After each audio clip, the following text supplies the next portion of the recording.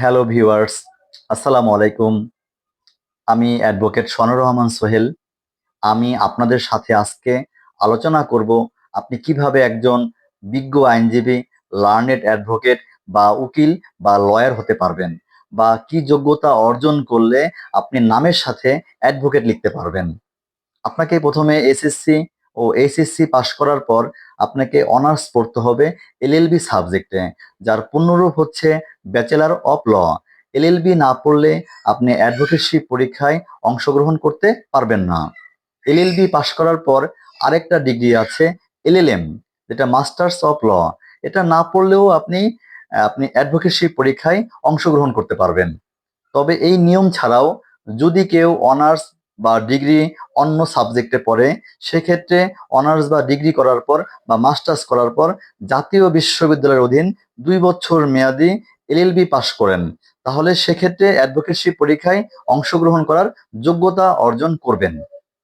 আপনি এলএলবি এবং এলএলএম পাশ করলে কিন্তু অ্যাডভোকেট বা আইনজীবী নন। আইনজীবীদের সনদ প্রদান করেন বাংলাদেশ বার কাউন্সিল। আপনাকে এলএলবি পাশ করার পর কোনো একজন সিনিয়র অ্যাডভোকেটের আন্ডারে থেকে চুক্তিবদ্ধ হয়ে 6 মাস শিক্ষানবিশকাল কাটাতে হবে। তবে যিনি আপনার সিনিয়র হবেন তার প্র্যাকটিসের মেয়াদ মিনিমাম 10 বছর হতে হবে।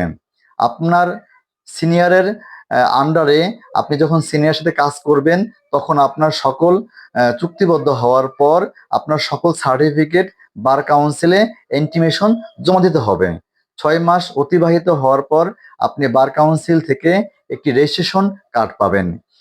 রেজিস্ট্রেশন কার্ড হওয়ার পর আপনাকে অপেক্ষা করতে হবে বার কাউন্সিলের এনরোলমেন্ট পরীক্ষার জন্য। আসলে বার কাউন্সিলের এনরোলমেন্ট পরীক্ষা হলো মূল যুদ্ধের ময়দান। এখানে 3টি পরীক্ষা হবে: এমসিকিউ, রিটেন, ভাইবা। এই 3টি পরীক্ষায় পাশ করলেই আপনি হবেন একজন বিজ্ঞ আইনজীবী বা লার্নেড অ্যাডভোকেট। আপনি যখন বার কাউন্সিল থেকে সনদ পাবেন, তখন আপনি বাংলাদেশের যে কোনো জেলার আদালতে এই রয়্যাল পেশা হিসাবে কাজ করতে পারবেন। এজলাসে দাঁড়িয়ে আপনার ক্লায়েন্টের পক্ষে কথা বলতে পারবেন, মানুষজনকে আইনি সেবা দিতে পারবেন।